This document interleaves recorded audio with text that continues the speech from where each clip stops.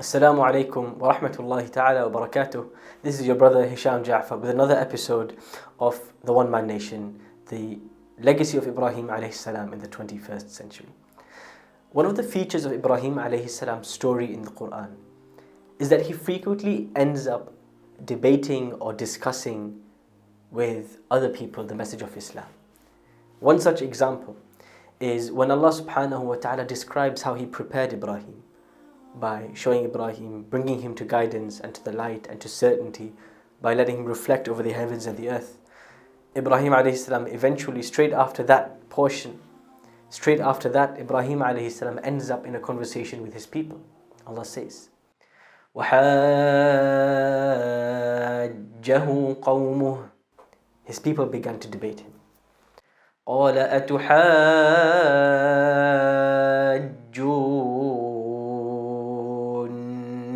فِي اللَّهِ وَقَدْ هَدَانِ.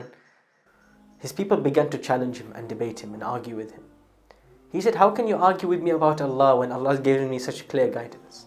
And I'm not afraid of the threats you are making to me from your gods.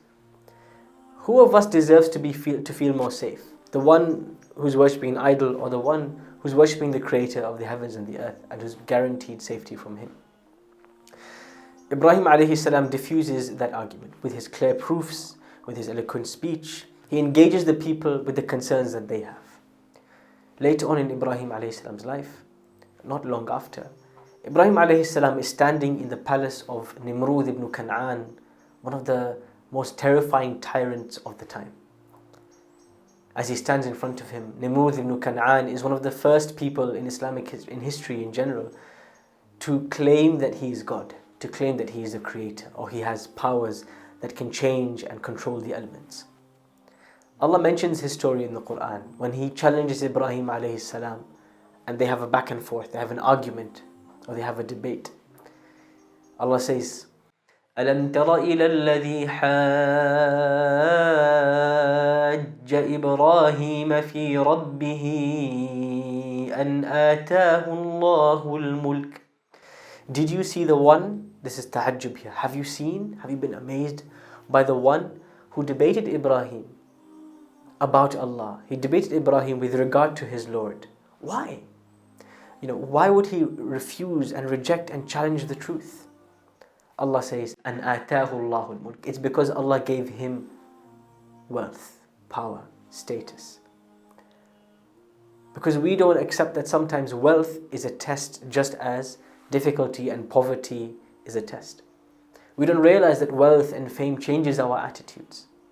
And so Nimrud ibn Kan'an was a person who was given a huge amount of bounty of wealth from Allah subhanahu wa ta'ala.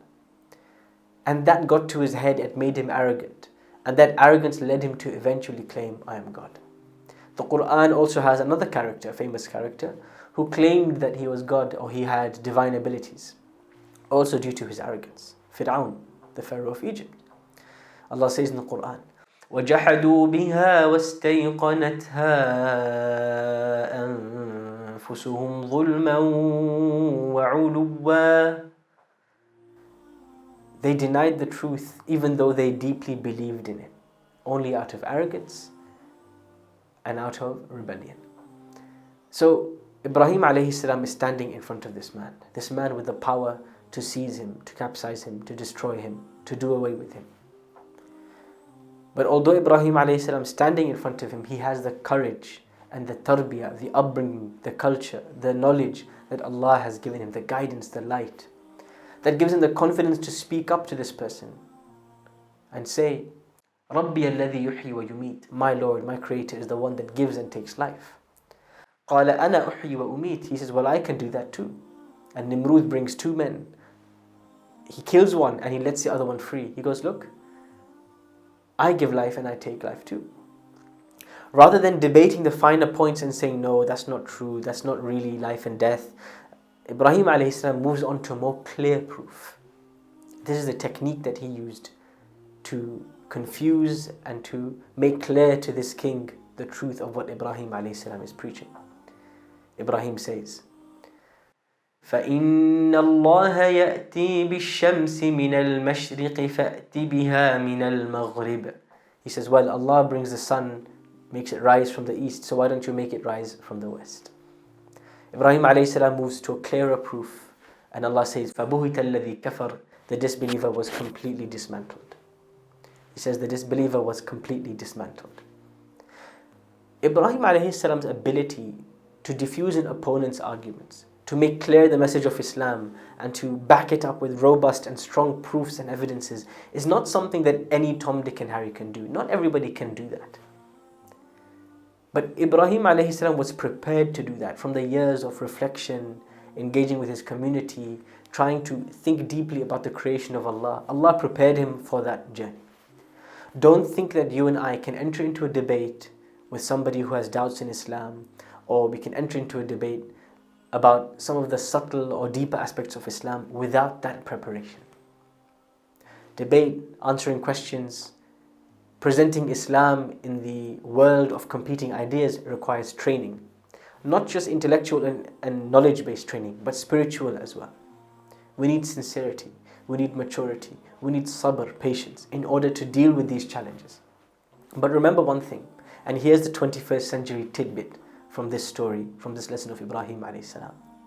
In the world we live in, you and I are seen as ambassadors for Islam. When we are unethical at work, when we're not punctual to meetings, when we're not the best brother, husband, friend, when we are littering on the roadside, people don't see Ahmad littering or Muhammad littering, they see Islam endorses this. This is a Muslim doing this.